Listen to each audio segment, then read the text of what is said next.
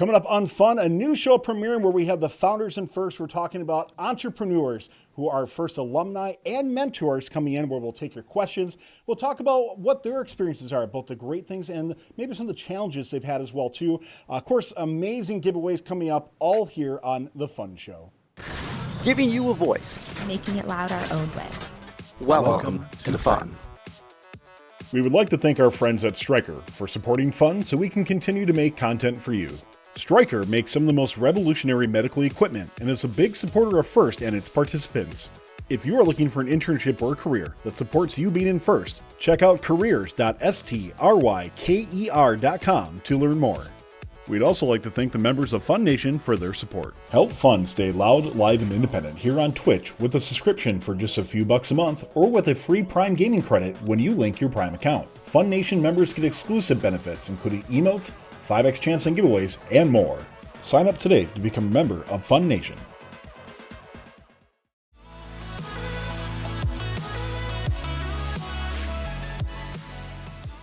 Welcome to The Fun Show. This is the first Updates Now platform for new pilot shows that we have here on Fun, including this show, Founders and First, where we bring in entrepreneurs who are first alumni and mentors to talk about their businesses and their journey of being an entrepreneur and, of course, answer your questions that you have as well. I'm your host, Tyler Olds, the editor-in-chief in Fun, and, well, we're going to welcome in our panel here, and we're going to do things a little bit differently, so I'm excited to go through this and show everybody that's here today. So here's what's going to happen in this panel, and instead of doing the general, hey, say your name, who you are, sort of thing like that, we're going to give each panelist 2 minutes to pitch their business as though the audience were a prospective investor.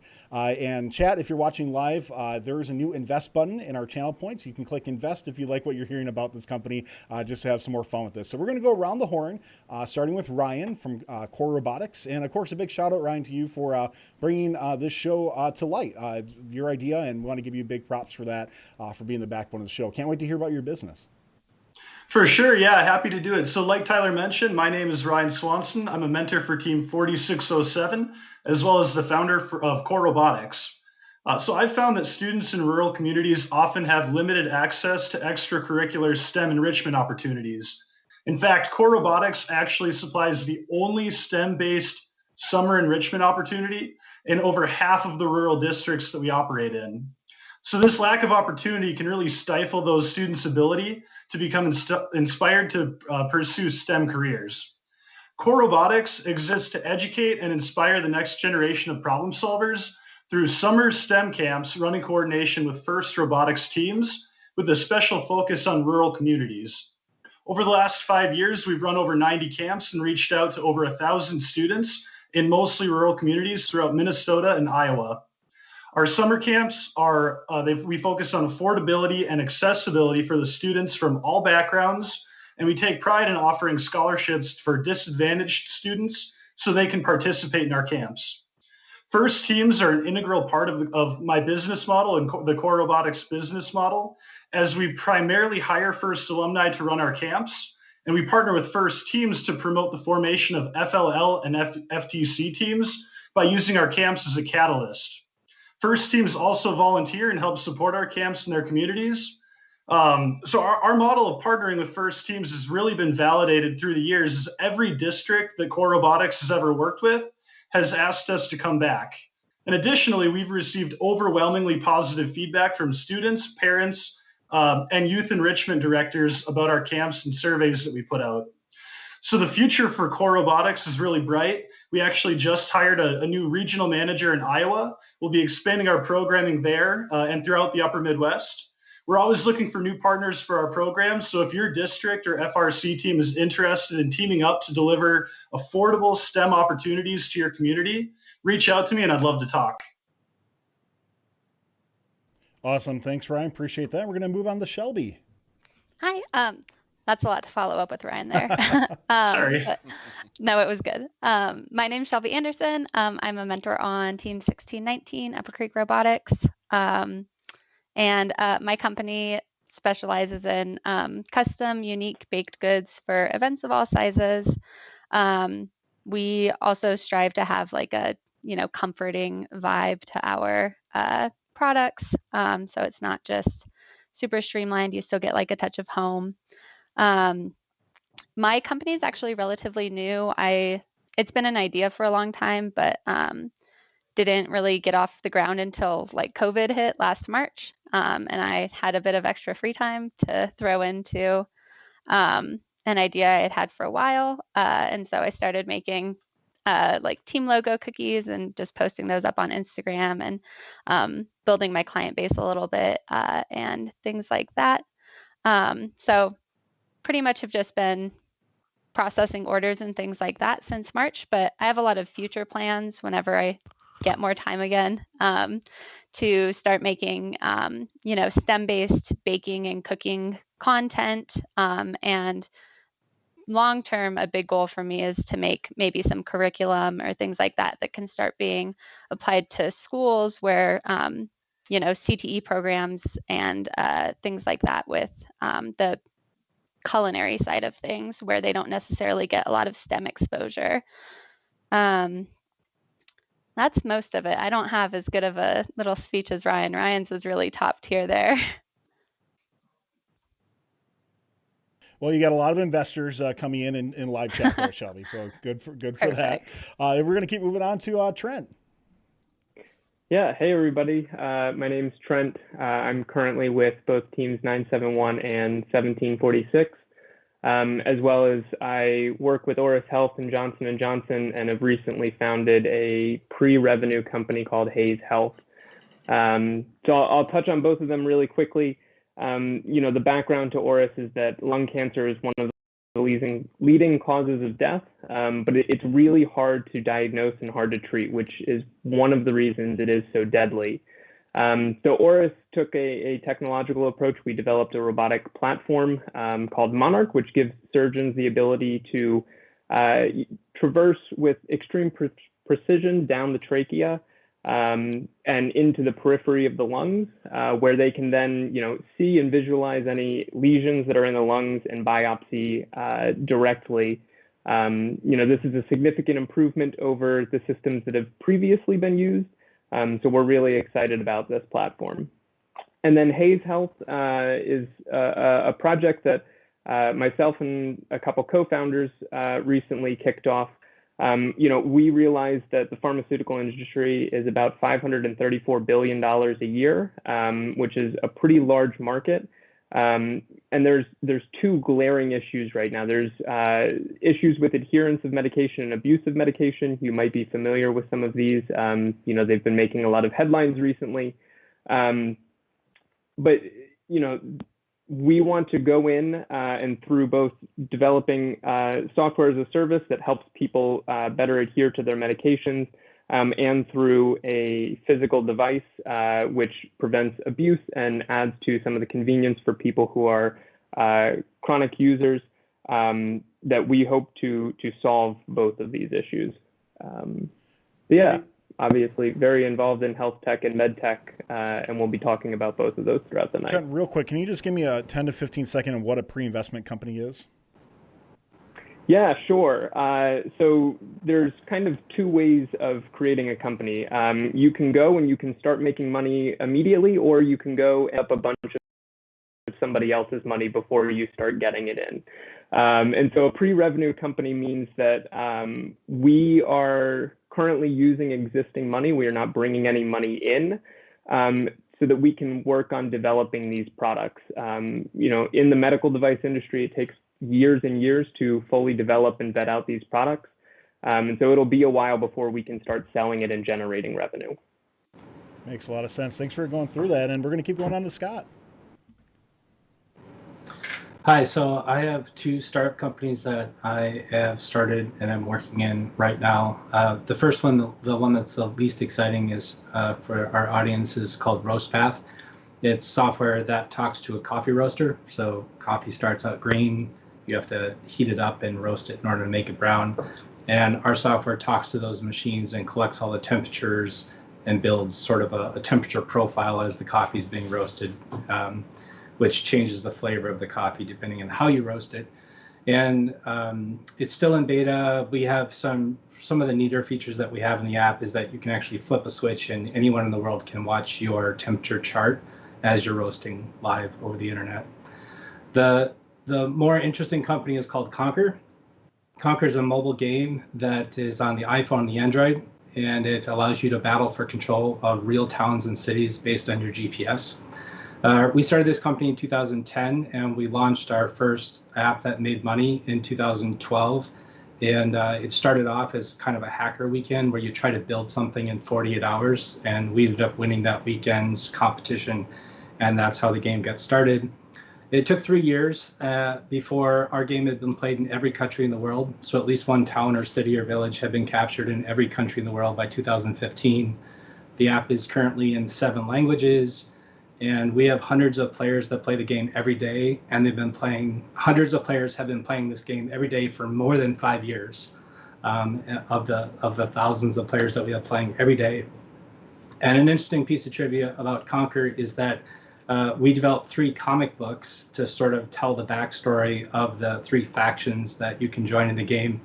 And they were illustrated by a graphic novel artist who now works for Marvel.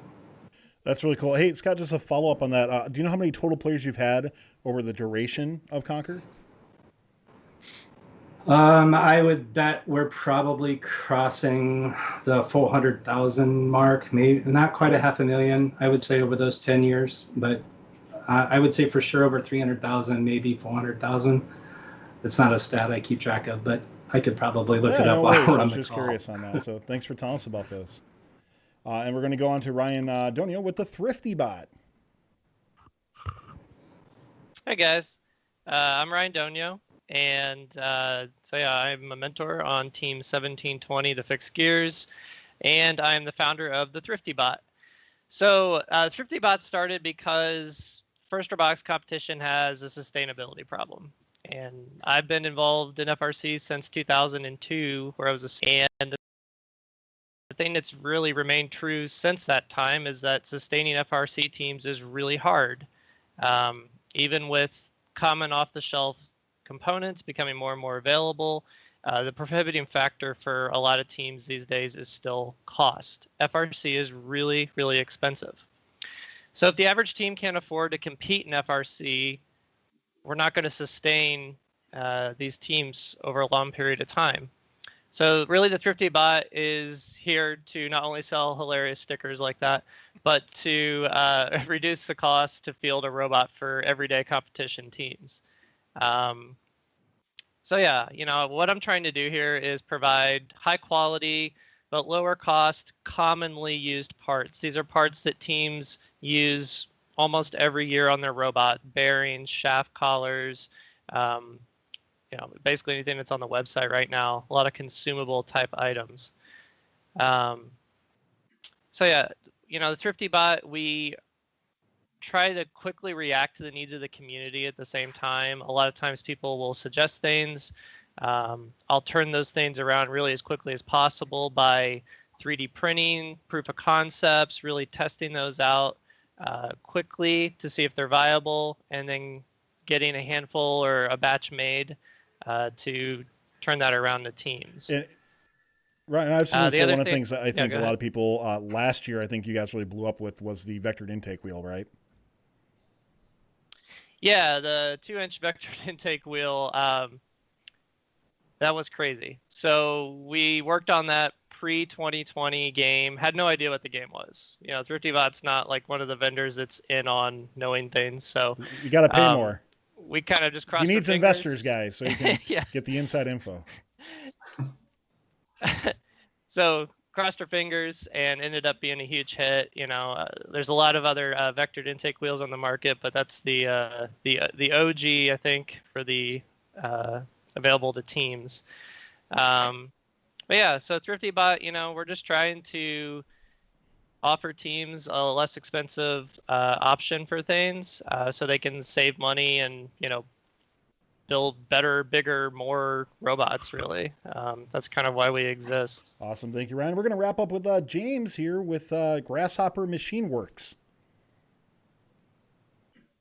Hi, everyone. I'm James Cole Henry. I founded Grasshopper Machine Works in 2014 with another coach from the Grasshoppers Robotics team.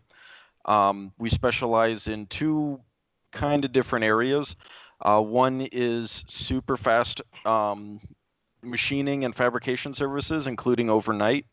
The other is basic product development, turning someone's napkin sketch into a workable product with models or plans that they can bring to someone else.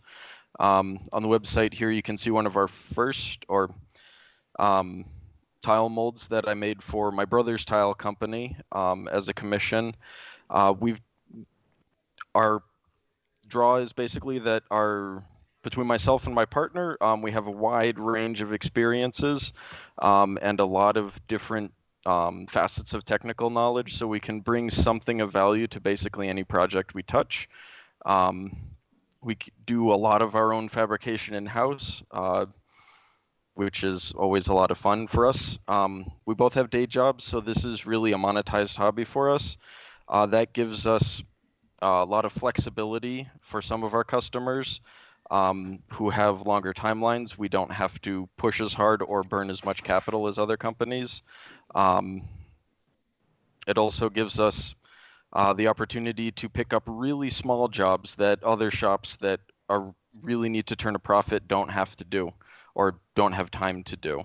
And that enables a lot of our clients to get things made that they simply couldn't do otherwise. And I'm sorry for the lack of pictures. A lot of our customers don't want pictures of their projects anywhere outside of their control. Makes sense, and appreciate you telling us about it. I think one of the really neat things, by the way, that everybody, well, first off, if you haven't noticed, everybody that's here is actually on a first team and has mentored a first team. Just quick show of hands, how many are also alumni as well, too? Okay, so almost everybody. Cool. I think that's one of the neat things as we go through is we're going to talk about first off, kind of what your involvement is, of course, with your company. You know, a couple you mentioned, James mentioned that some of these are, you work really hard on it, but it's still not quite, at a full-time level. And I think the interesting thing we'll find out is that not everybody necessarily wants it to be at that level as well, too. And we'll dive a bit more into that. So if you have any questions, by the way, for anybody, make sure you tag @FirstUpdatesNow. Now. And if you don't mind, if you could also let us know who your question's for. If it's for anybody, just put anybody. If it's for somebody specific, please put their name or company. That would be a really big help. So we're going to go into some questions that we have come up with for the panel on here. But a couple things before we do that is you notice we have 6-7 people on here, if you include myself. We're not going to touch on every single one of the panelists for every question, so we can kind of just keep moving through. And then the other thing is that we do have some giveaways to do, so I'm going to go through those real quick. Shelby is going to be giving away, please correct me if I'm wrong on any of these, a dozen cookies with your team logo decorated on them, or anything else I would assume that's kind of within reason and scope, right, Shelby? Perfect. And then we also have two $25 vouchers from the Thrifty Bot, and we also have a 2-hour card voucher towards any labor and services at Grasshopper Machine Works. So we're actually going to kick off with that one, James. I'd love to hear you just give a little bit more of like what, if they had 2 hours of labor and services, what would that include? And then if you can give us a keyword you'd like to use for this giveaway as well, too. I'll start with the keyword. The keyword is kitty. If you've followed 95's build threads throughout the years, we always hide a kitty somewhere on the robot since 2014, actually, when GMW was started. So watch out for Tyler saying kitty or typing it, I guess. Kitty. 2 hours can usually turn a small sketch into 1 or 2 parts, get them cammed and machined, assuming that they're not really big or require a bunch of setups. We have welding, CNC routing, CNC milling, manual lathe work, a bunch of different sheet metal tools and woodworking tools as well. So a lot of different parts could be made in that 2-hour window. We could also do finite element modeling of your product if it needs design for machining and injection molding or structural analysis or anything like that. Awesome. So if you're interested in winning that, Yeah, if you're Yep, once again, if you're that's pretty interested in much it. winning that, type Kitty in the chat. Don't forget, you do need to be following the channel in order to be eligible to win. If we draw your name and you're not following the channel, guess what? You don't get the prize. So, and if you do win, please make sure to reach out to First Updates Now, either on Twitch or our Discord. Let us know your information. For some of these, it's going to be mailed. Some of these, it will be different. Just send us everything so we have that right away as we go through. So once again, Kitty will draw for that in a little bit. So let's get into a few questions as we go on here. So, and of course, we'll take those questions as we have them as they come through. But first question coming in is, what key activities does your business perform to execute upon your value proposition to your customers? I'd love to maybe hear a little bit more about value proposition as well, too. Who'd like to start with that?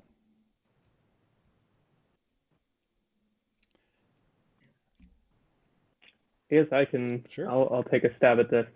So just to make sure that I have this clear, what key activities do we do to make sure we're fulfilling on our value prop? Yeah, so there's a couple things. First is making sure that you have the right value proposition.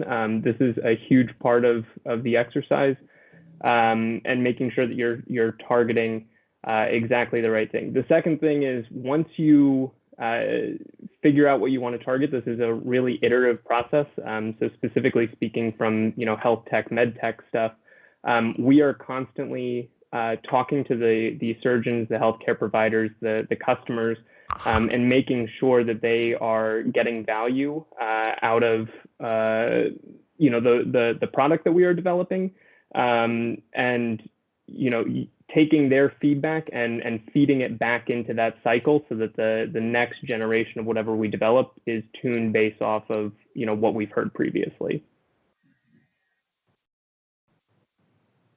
Yeah, that makes sense on that. And, James, as I bring you in here on this, can you talk about more, when you talk value proposition, what does that mean to you in particular? When customers hear it, I think there's one thing what customers think, and then I think there's the thing that what you as an owner thinks as well, too.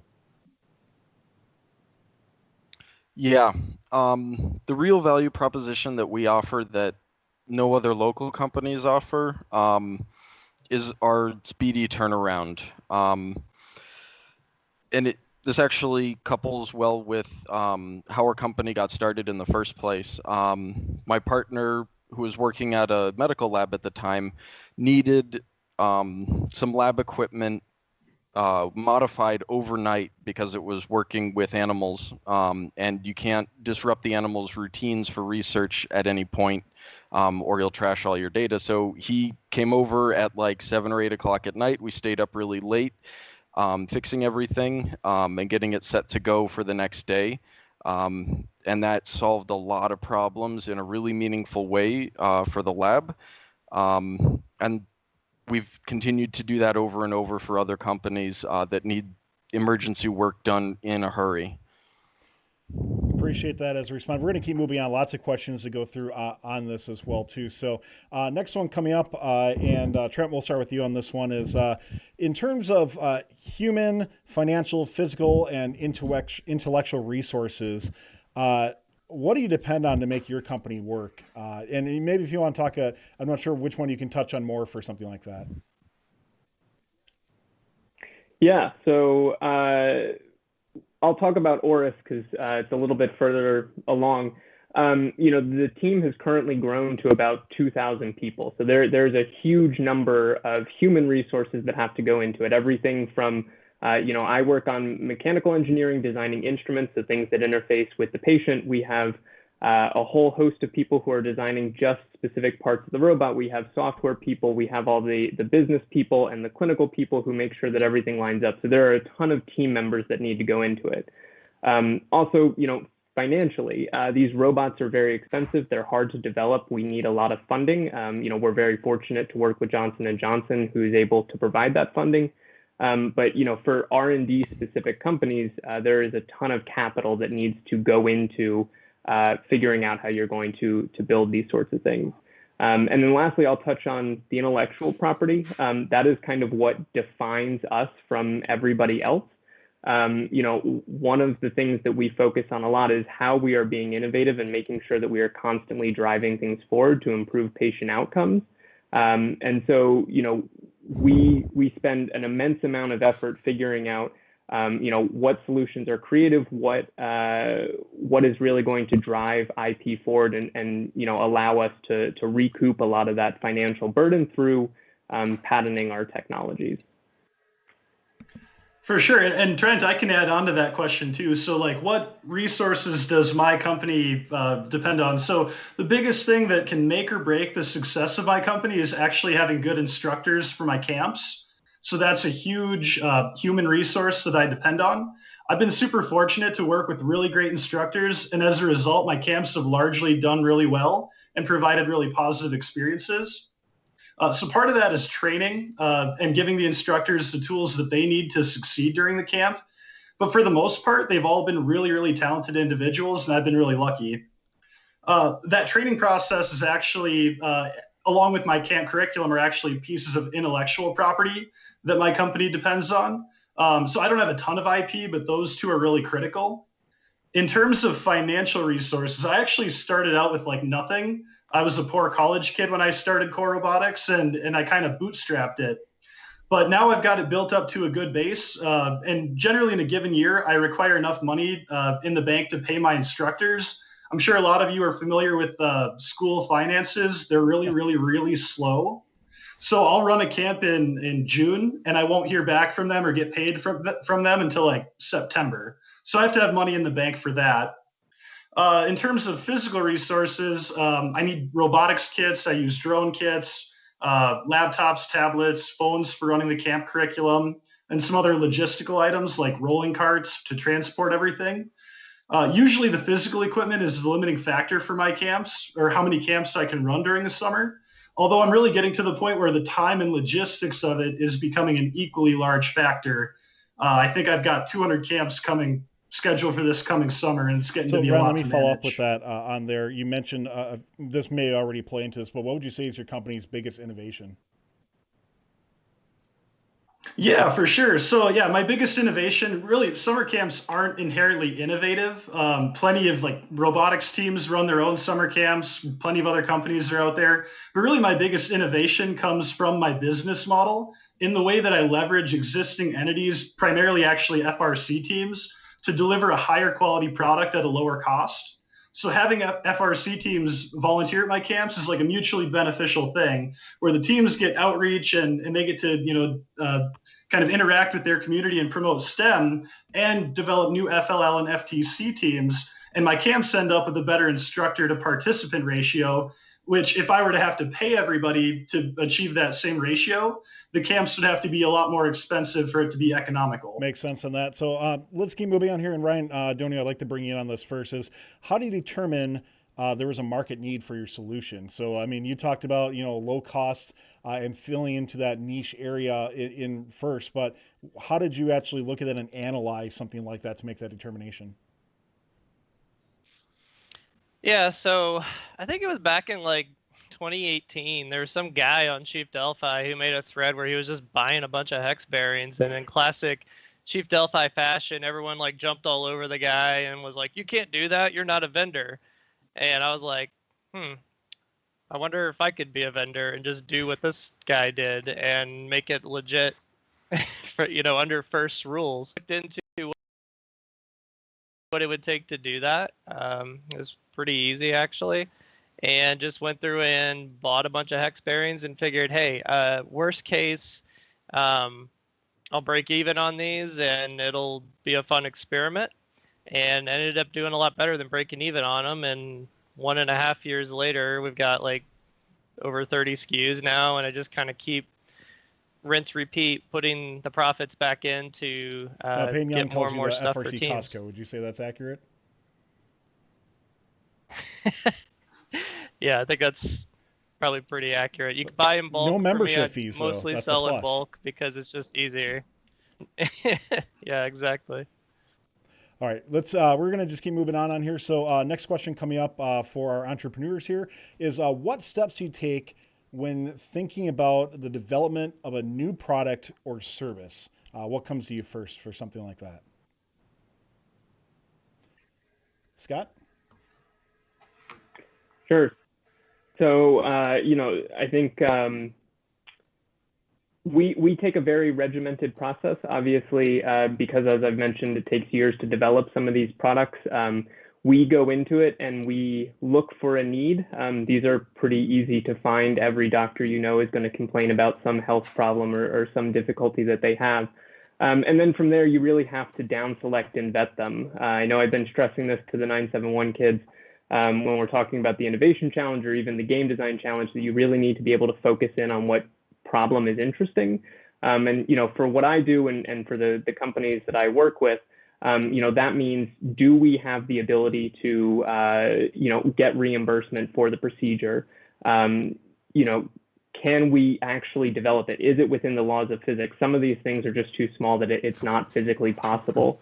Once we kind of narrow down on those things, we usually come away with 3 or 4 different ideas, different approaches, and we really don't know what is going to work, what is going to be the best. So that's where we start to prototype, we start to develop some of those things. And then it's an iterative process. You come up with one solution, you go and check, does this meet the reimbursement? Does this actually meet what we're trying to do? Are people excited about this product, and does it really solve something? And if yes, then great, you're on track. You continue developing. If no, you go back to the whiteboard, you try a different solution, or potentially even look for a totally new problem to solve. One of the things that I'll add to that with is that when you're dealing with a lot of first-time entrepreneurs or new entrepreneurs, you run into a lot of people that say, I can't tell you what I'm doing, because they're afraid you're going to steal their idea and go and make money on it. And there's a term called stealth mode, that I'm in stealth mode, which means I'm not telling anybody about my business idea because I don't want anybody to steal it. Don't do that. Don't do that. Don't be in stealth mode. Share your idea with everyone, because there's a much higher probability that you'll share your idea with someone who will connect you with someone who can rocket you up to success, rather than letting something out that someone else might steal. So share your idea with everybody, and use that to get connections. The thing that I think a lot of people need to really vet early with their ideas: how are you going to find your customers, and how are you going to make money? Businesses don't exist if they don't make enough money to at least survive. And so you need to find customers, and then you figure out, how am I going to make money off those customers? And that might not even mean that you're making money directly from a customer, but they become the product, which is how Google makes most of its money. The last piece of advice I'll give is something that we have done for many years in Conquer, and that is, we don't build anything unless it fits in our ARMS. Now, ARMS is an acronym that I've developed for our company, and I've shared it with other entrepreneurs, and it's ARMS. Is this feature going to get you acquisition? How is it going to get me more customers? R is for retention. Is it going to retain my customers I already have? M is monetization. Can I make money off of this feature that I want to build? And S is self-preservation. If this isn't a pain point, something I'm spending time on, something I'm spending money on, something that's just sort of killing my productivity, if your feature you're planning on building doesn't fit in the ARMS, you probably shouldn't build it. As entrepreneurs, we really say, hey, you know what would be really cool? Well, cool stuff doesn't pay the bills. So it has to fit in that ARMS, otherwise Scott, you probably shouldn't build it. I want to follow up with you on that. You talked about, I think, kind of your business plan already, but have you modeled your business anyway? You just talked about, sharing with entrepreneurs, that sort of thing. Did anybody share with you where you were to model your business plan a certain way? I honestly, it was 10 years ago, the last time that we built a business plan for our business. And yeah, we did ask people for lots of advice, but the best piece of advice I can give around building a business plan is, your business plan should look like a marketing brochure. The information should jump off the page. It shouldn't look like an essay that someone has to read through the paragraphs to pull out the information. It should be full of charts and graphs. It should have big bold headings, even put boxes around things in maybe a 2-column format for things that are really important pieces of information. Your investors, if they want to see your numbers, if they want to see your spreadsheets and your data, they'll ask for that. Make your business plan sort of a pitch. Make it your marketing pitch. It should be something you can do glossy. Fair enough on that. Appreciate that. As it goes through. So one of the things, we talk about business plan, and part of it is pitching your business. And Shelby, I will say, I think if we're going to award points, for the invest button so far. I think your company has won on that. People love the cookie idea, but have you ever had to pitch your business before before tonight? And if so, how did you do it, or how do you go about how do you do the elevator speech to somebody? You know, in first, I try to do the elevator pitch in first, and I end up going on for 10 to 15 minutes. So how do you do that in 30 seconds of describing what your business is? Yeah, I mean, everyone gets like everyone Sure. knows what cookies are. So like I have an advantage in that way over, maybe some other businesses that their actual like product is unfamiliar to people. So that's a bit of an advantage for me for sure. Also, I mean, most people are familiar with bakeries and things like that. So it's not like a foreign concept or anything like that. So in that way, I get to speak a lot more to like my passion for what I'm doing, and kind of why it matters to me and why it's important. And I can also always, tie in some kind of STEM related thing or whatever whenever I pitch my business or whatever. But I haven't pitched my business actually before tonight. Cool to hear. So. And what would you say, if you were to take away, in the future, what is maybe something you're like, hey, this is something based on what you just said a little bit ago, what is something maybe you want to change or do better in that regard? I really haven't thought through that too In the deeply, last few months, you haven't honestly. reflected too much on it.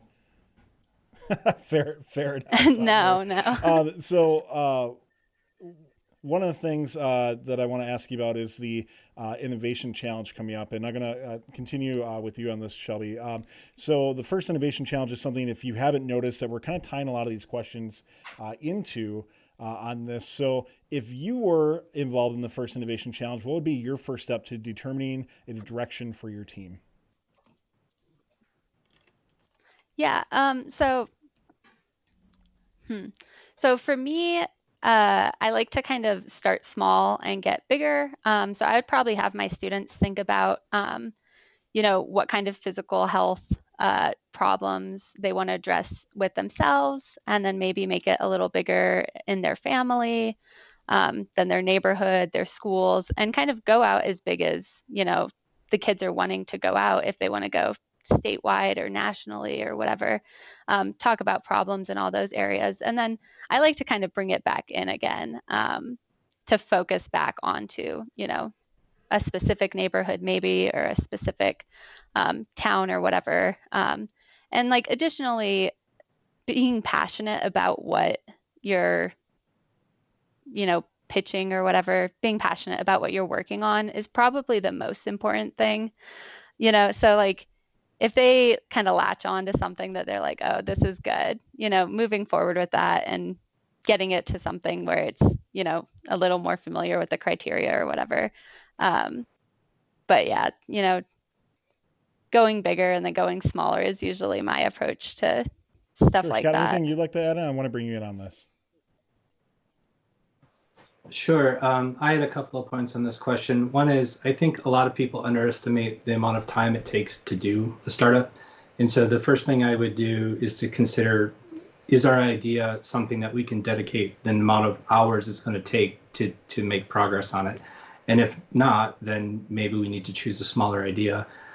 Or maybe alternatively, maybe you can sell the idea without ever having to even turn it into a product. Maybe your idea is so good that you can pitch it to another company who says, yes, I want this. I will hire you to help us get this going, and we'll take it from there, and they'll pay you basically to help them get it off the ground.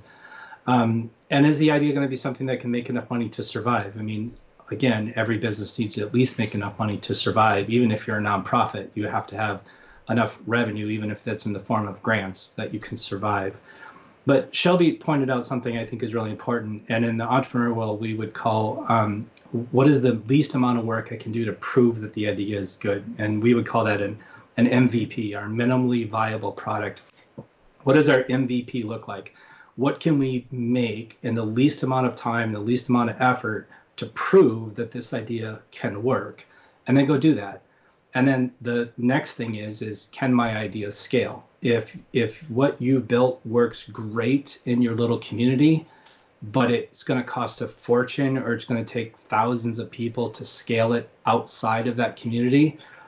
How are you going to solve that problem? Or do you need to shift your idea so that it can scale? So last question I want to wrap up here, and we just so the panelists knows we might take a couple questions out on this, but I want to talk about the work that is put into making your business succeed. And Ryan, Ryan Swanson, I want to start with you on this. Has it been an easy path for you? What hurdles have you overcome? I'm interested with the camp aspect because there's got to be some seasonality to that, right? Or is it all seasonality? So how do you kind of do that full reset each year, and what challenges you hit up on something like that? For sure, yeah. So I've always run my camps during the summer. During COVID, I actually ran stay-at-home camps throughout the fall, which was a pretty unique experience. And definitely COVID itself presented a big hurdle for my company, just like I'm sure it presented for everybody else. So like I mentioned, I started my company my sophomore year of college when I had a lot more free time than I do now. And I ran all of the camps by myself for the first 2 years of my company with EV3 kits that I actually borrowed from Team 5690 from ESCO. I spent tons of time doing market research, creating a business plan, figuring out my pricing structure, stuff I wouldn't have time to do right now, working 50 hours a week at my full-time job. But building out my initial camp curriculum was a huge time investment, but really set me on a good footing going forward. One of the biggest hurdles I've had was actually in my third year when I transitioned from running the camps on my own to having people run them for me and hiring people to run them. There was a big learning curve in figuring out things like equipment distribution, scheduling conflicts. I'd run background checks on everybody, which was a new foreign thing to me. Recruiting and yeah, and the first year I had every district run their own background check on people, and I didn't realize I could run my own. So I realized in hindsight I wasted $500 on just, that's another hiccup in the road. So I guess my next big hurdle, I figured out how to hire people. I figured out how to run camps regionally. My next big hurdle is going to be working with my new regional manager and training them to use all the tools that I've built over the last 5 years to kind of manage my company in their regions. I built the tools for myself.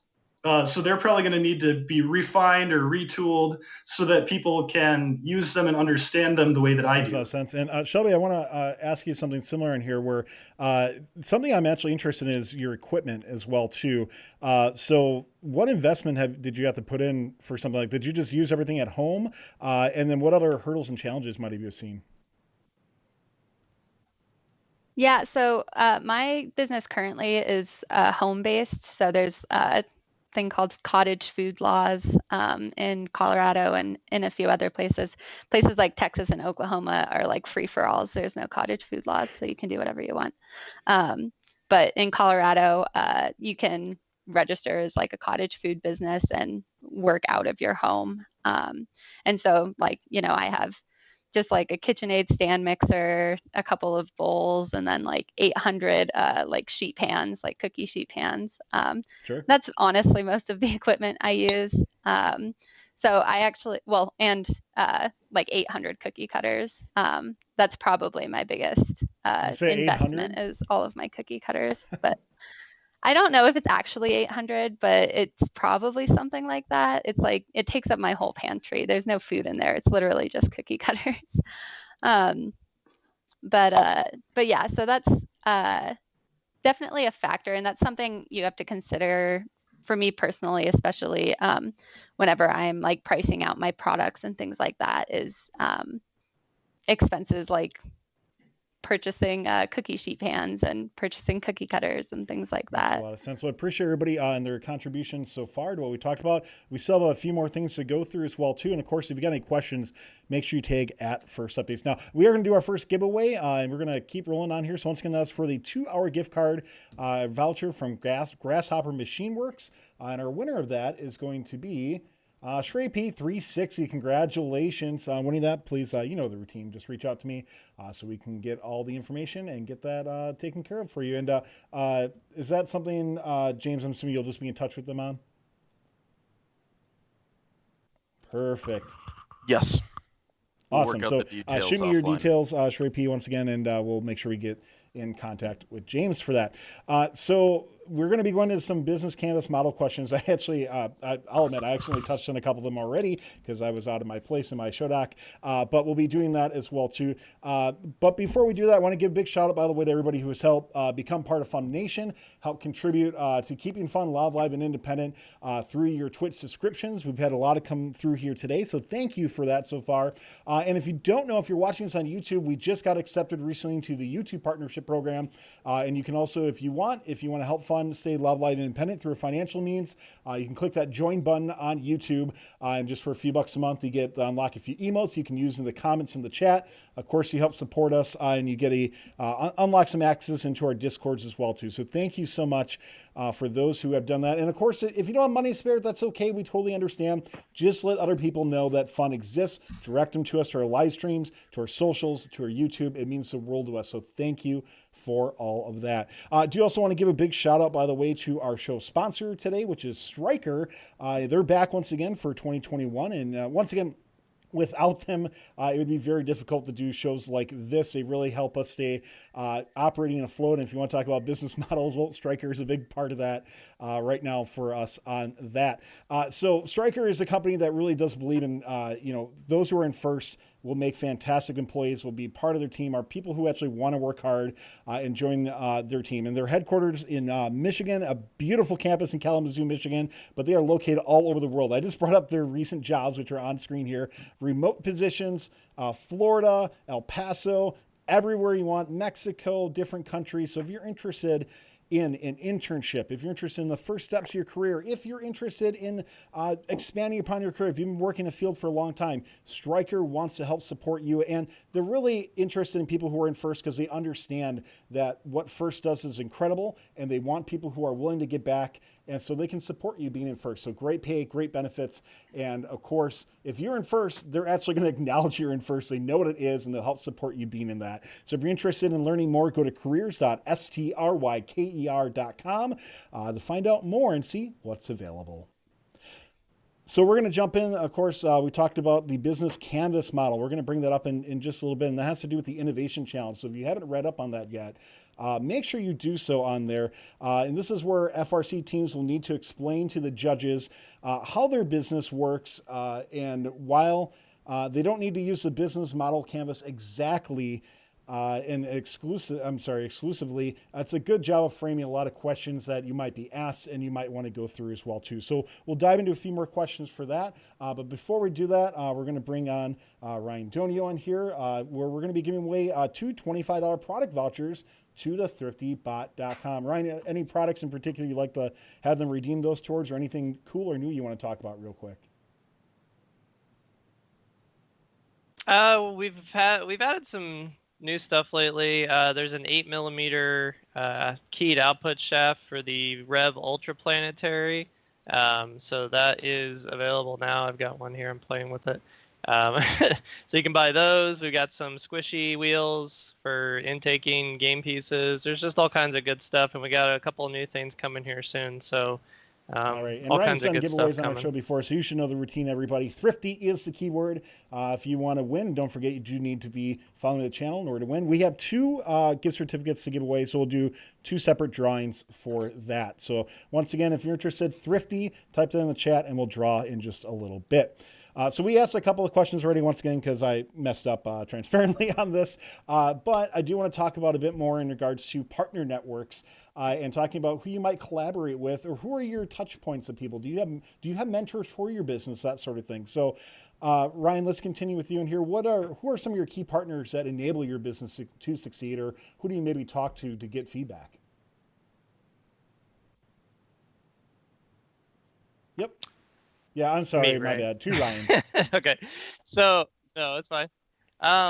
Yeah, so I guess ever since ThriftyBot started, I've worked with multiple people. There's a lot of fantastic designers involved in First Robotics competition, and I'll seek guidance with them on certain designs. This past year, the big one was working with 2767 Strike Force, specifically Sam Dare and Mark Wasserman on that team. Fantastic people. Sam did most of the design work on the Thrifty Swerve, and it really integrated a lot of the innovations that team has developed over the years. Strikeforce has kind of homegrown this swerve concept over time and just continually iterated it. And so this is kind of the result of a lot of that hard work over the years for them, and wanting to kind of make that available to teams that want a similar capability. So it's been really cool to partner with them to work on that. Sorry. I can definitely add on to that too.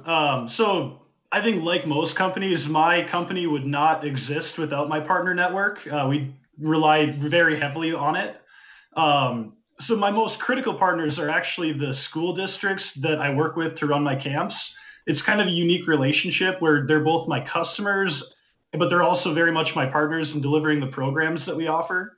And every school district kind of has like a director or somebody in charge of all the programs. And building relationships with these people makes it so much easier for my company to run more programs with them in the future. Since they know me, they know that the product that I'm delivering is a quality one. My company never even would have actually gotten off the ground without partnerships with local FRC teams. The team that I am from, 4607, along with 5690 in particular, my company would not exist without those two teams. But really all the FRC teams that I work with have been critical partners for me by supplying me with their alumni to run my camps, with volunteers at the camps in their communities, and just generally promoting my camps. I also have some critical relationships with suppliers for my equipment. For example, I work with Rev Robotics, and we curated kind of a robotics kit for my, I call it Tech Trek. It's basically my FTC level camp. I also have a great connection with a company called RoboLink out of San Diego, California. They make a thing called the Co-Drone. It's a programmable drone. Really, these vendors have provided my company significant value, and having a connection to them has been it's been a game changer for me and my ability to deliver my product or my value proposition. So, Scott, I want to keep moving on here and talking about relationships with your customers. And I think in Conquer, I think it would be very interesting to hear about that. How do you build relationships with those who are interacting with your game? There's feedback, of course, through Google Play app and that sort of thing, right? But how do you get direct feedback for things? And then do you have those super users that are always playing your game? And then are those the people you get the most feedback from? Or how do you build a relationship with those people so they become advocates for you?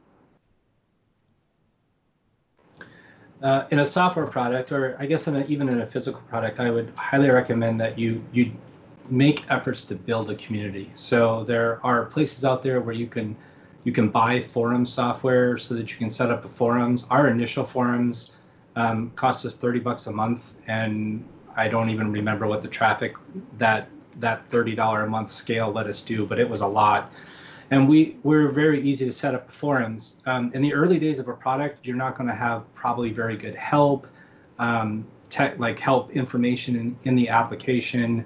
You're going to struggle with things that just don't work well because it's a brand new product. And it's surprising how many people out there want to be that expert, and they're willing to put in a ton of extra time to be that expert that the community looks to. I do actually have an insiders chat room group that I have about 100 players from all over the world that are some of my most active players. That ranges all the way up to a 68-year-old grandma, to a 14-year-old high school student in Florida, and they kind of both run their states and they coordinate. It's kind of funny. I have she's older now, but she was a 14-year-old girl in Florida who was telling all these 30 and 40-year-old men where to attack and what was their priority target and things like that in the game. And so by building a community, you not only get feedback from your customers directly when they complain about an issue or ask a question about something, but they also help each other out. And that's actually why Conquer is a really sticky game for a lot of people. The game itself is a relatively simplistic game, and quite frankly, it's a very niche game that a lot of people don't like. But what happens is those people that stick it out and they start to get to know people in the game, they stay for a very long time. It has everything to do with community. And so community is a super important thing. make forums, make chat rooms, have messaging. I will warn you, though, that the minute that you make any of that stuff, you will have to start fighting the spammers and the trolls. Plan for that. Build systems that will stop the spammers and the trolls, or allows you to kind of mitigate that problem. I give a whole hour-long conference talk on how to keep trolls and spammers out of your chat rooms and your forums. So that's way more than we can talk about here. But a community of users can take that very early product, identify the super fans, and help them promote I it just to want other to jump people. in on fun here, and I think that's something that transparently, I think we've done well, but also struggled at in some aspects. Our initial thing was to build a community, and one of the differentiating things from you look at other shows that either existed or have come and gone over time is that we were able to kind of build this tight knit community and kind of scale from there. But I think one of the things that I've also learned as well too is, for example, Discord was something that when we first started didn't really exist at all, and then everybody kept telling us to do Discord, and then I didn't really know what I was doing initially when I went into having a Discord. I didn't really know how to curate a community the right way, that sort of thing. And I think our Discord suffers for it. We have close to 3,000 people in it, yet it's not very active. And I think part of it is that we have separate Discords for FRC and FTC already for things, and we try to keep our discussions around what fun content is. And I think we missed the boat a little bit on trying to engage our community a bit more that way to get them going. One other thing I'll mention too with us, and I don't know for anybody else from a social presence, because we haven't talked about social media too much for things, is that we have a very different demographic on certain social medias, and then from what our Discord is, which I'll group into social media too, where Facebook, I have it's a very kind of an even range, like range anywhere from 14-year-olds to 65-year-olds, believe it or not. But then of course when you look at Instagram or Discord, that skews very differently, and trying to accommodate to each one of those different audiences, I think is a unique challenge in its own right for something like that. Is anybody else, I'm going to kind of open this up real quick for this one. Is anybody else have something they want to add? A really quick story in regards to building a relationship with a certain type of customer or anything like that they want to talk about? Yeah, go ahead. I can talk a little bit about it. I mean, so the FRC community is, one I'm already pretty familiar with. So starting this little side gig biz thing was not too hard to tap into that. People in Chief Delphi, Discord, all that are usually pretty receptive. But I think trying to make this more of an extension from me, basically, if you get something from ThriftyBot, I'm packing it, I'm sourcing it, it's all coming from me. So I try to engage with the community as much as possible. I'm on Chief Delphi every day, posting a meme or responding to someone. On Discord, taking ideas. People have tons of ideas in FRC. Everyone has an idea for a product all the time, and if it's something that's viable, hit me up and we can talk. But I just think it's a really cool community, and it's been really neat to kind of deliver things that I think teams have needed at an affordable price here. So that kind of leads us into our next thing on there when we talk about price for things. And love to hear, Shelby, let's start with you on this, is advice for teams when we're talking about the innovation challenge. I'd love to hear about what your pricing is on things, and then maybe advice for teams as they think about their innovations as well. Yeah, so everyone always yells at me to raise my prices. So the first thing I'll say probably is raise your prices. But particularly whenever you're pricing something out, especially at the beginning, you definitely want to make sure you're keeping track of those secret expenses, any licenses you need to get or certifications or things like that. When you're first starting out, the website cost is a cost that might be, somewhat significant, like purchasing your domain or paying for website software, things like that. So definitely from the beginning, you want to make sure you're aware of those things. Eventually, hopefully, stuff like that starts to matter a bit less because they can be fairly insignificant. But yeah, just keeping an eye on just all of the little things that add up. If you have to buy some kind of software, if you have to buy Canva premium so that you can make good social media posts or whatever. All of those things can add up eventually. And then also keeping kind of on a different end of things, like thinking about like corporate citizenship and things like that. Like if you have to raise your price, $1 per product or whatever, and that enables you to, donate to some organization or things like that. Tom's probably most famously does this, but like do that. Like if that's something that is important to you, make sure you're building that into your like original product prices and things like that, so that you're Shelby, able to continue to do that. What do you charge typically for, let's say I want a dozen decorated cookies? What does that cost? Yeah, so like my base price is like it's $50 a dozen. Logos are usually I think more like 65 a dozen, but I also always, like I said, I always undercharge. Like if I know you, I'm like, oh, okay, I'll take some. I'll charge you the lowest. Scott, I want to bring you on this because but with your, I think your two different companies, both Roast Path and Conquer, that's got to be very different pricing models, right? Because you got Roast Path, which is a SaaS company, which is generating revenue based on monthly basis, right? And you have Conquer, where what is your best way of getting money out of it? Do you charge for an install? Do you charge for the app itself? Do you have microtransactions? Right? I don't know if that's a taboo word in the mobile world, by the way, but how does that work? Yes. So before I go on, I want to back up, Shelby, and say that when you're selling physical product, you need to price your product like it's a premium thing, right? You're making them by hand, one at a time, small quantity. You have to sell them like they're a premium product, and you have to justify that cost, and you are right to charge extra because of the kind of that special care you put into it. In the software world, this is going to sound totally opposite. Something has to be free. The way that the world works today is people no longer pay for stuff in the software world unless you've already proven the value. If you're a big company like Blizzard or Activision or EA, you have already justified your value through your reputation, so they can charge a lot of money up front before you even see the product. But for anyone else in the world, I will say that something has to be free. In fact, when we started, Farmville was a big deal back 10 years ago, and we did some research and found that Zynga was making millions of dollars off of 1% of their customers. That's what percentage of customers spent money, 1%. They made all their revenue on less than 5% of their customers, and it was the 1% that were making them the millions. So figure out what you can provide that'll prove your value for free, but don't give everything away for free. Prove something that can prove the value for free, and then find something that you can sell for just a kind of a no-brainer charge to force people to pull the trigger and spend money, even if it's just $1. Like, you'd be a fool not to spend $1 to buy this add-on feature for this product. What you'll do is you'll break the seal. People will start to spend some money.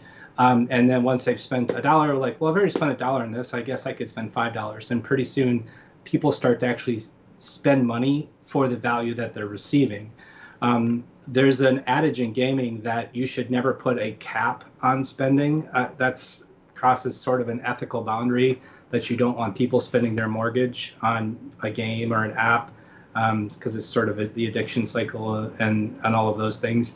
But you want to save a place for your pros, for your professionals, for your whales, the people that are going to spend the big money.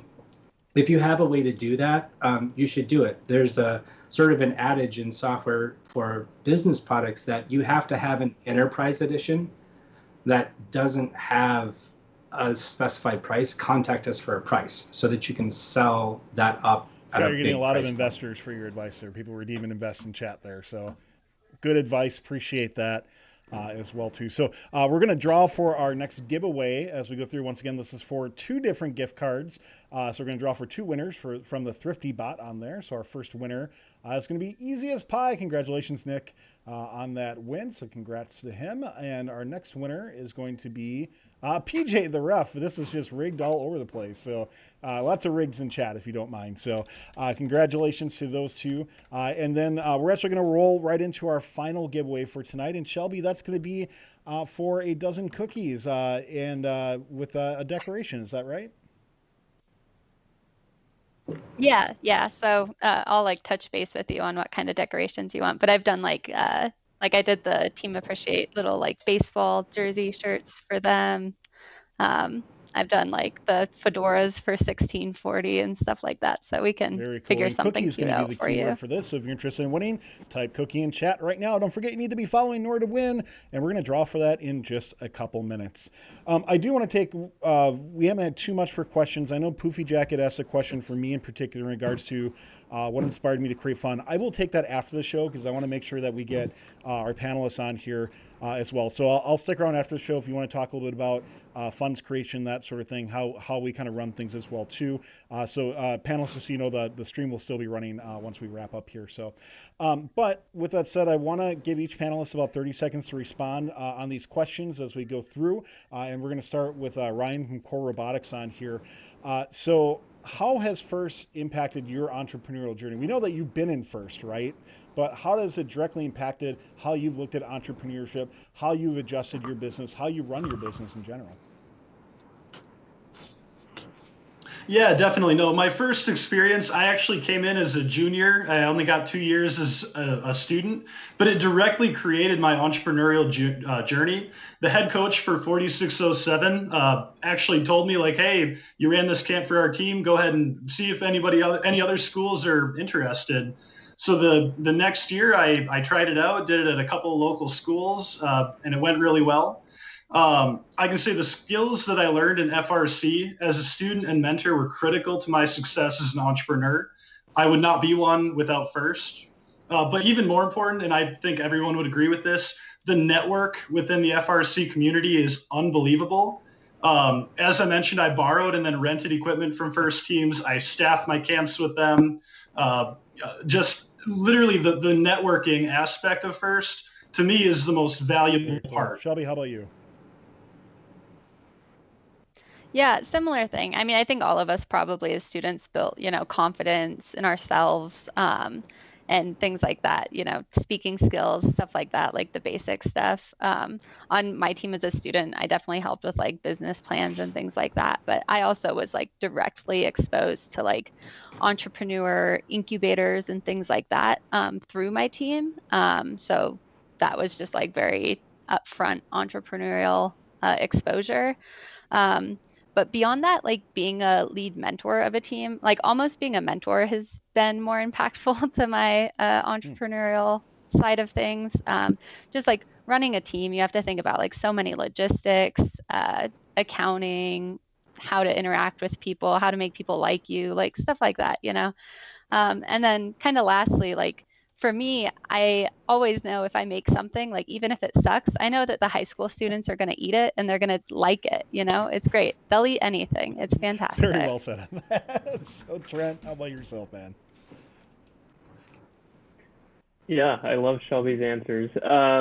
I also agree with, a lot of what she said. Like, I think talking to judges is a huge one to, be able to defend what your robot is and the stuff that you're working on, I think is, a really important skill that shows up again and again when you're starting your own company.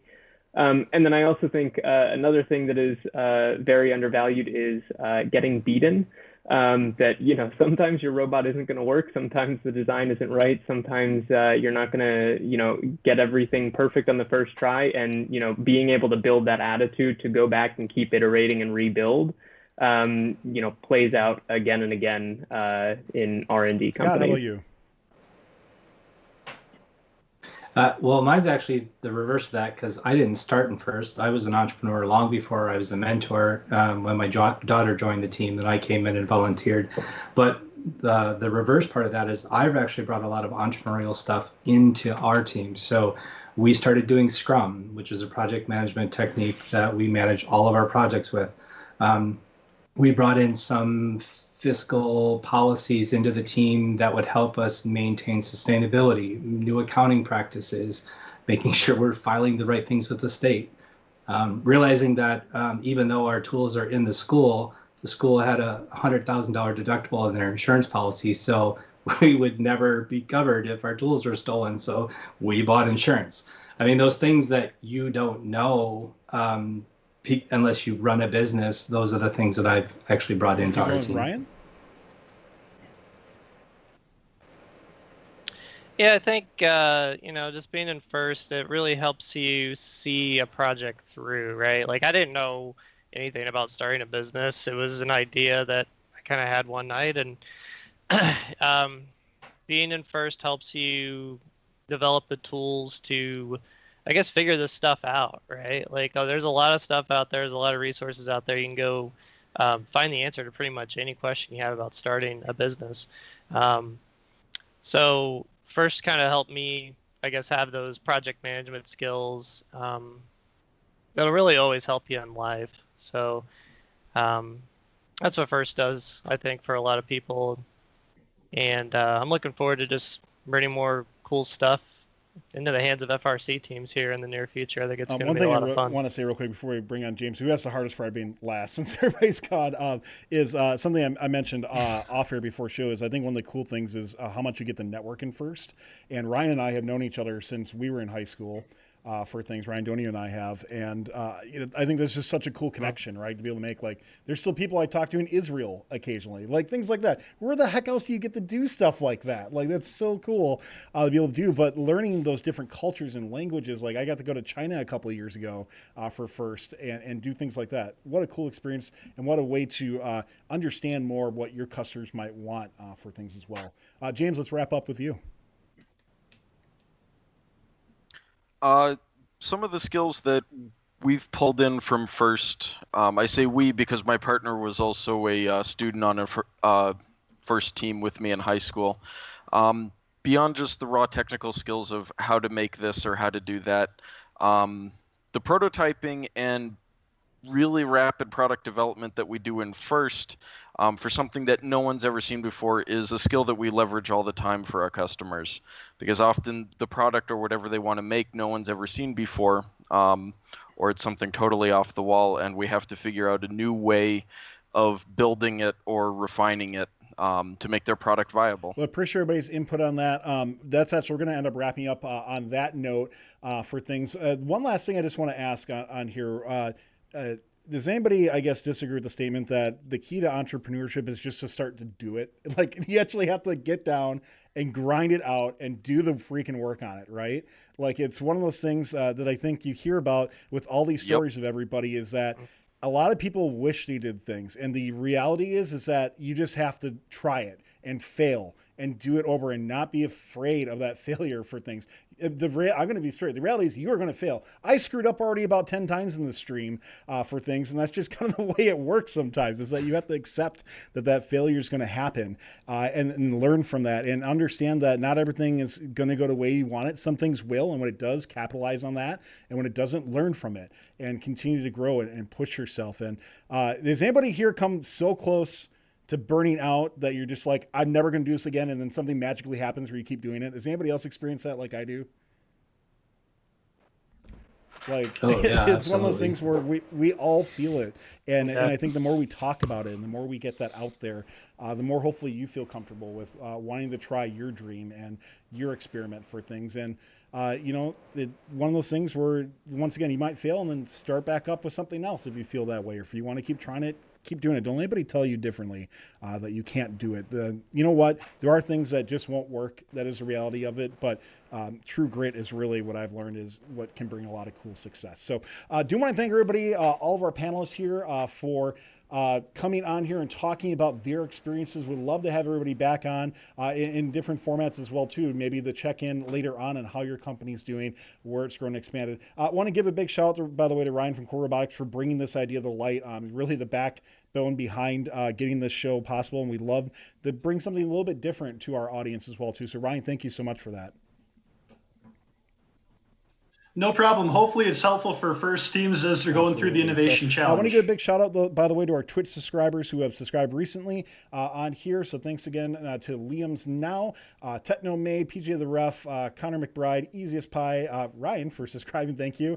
Donio and Ranger Blackmane for the subs. And by the way, anybody else who's joined up through YouTube join, we'll show your name in the credits a little bit later. So thank you everybody for all your support to keep fun, loud, live, and independent. Of course, check us out on our Discord, discord.gg/first First Updates Now and through all of our socials, both under First Updates Now and FTC.